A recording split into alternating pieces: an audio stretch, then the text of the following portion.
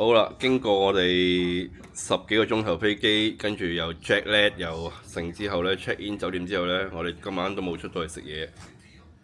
咁我哋嘅維持生命餐就係喺酒店下邊嘅快餐店所買嘅呢堆咁嘅嘢。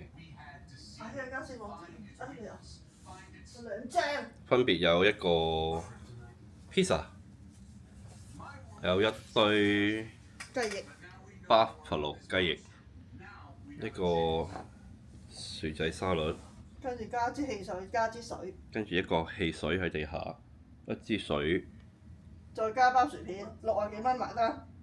60幾蚊係美金。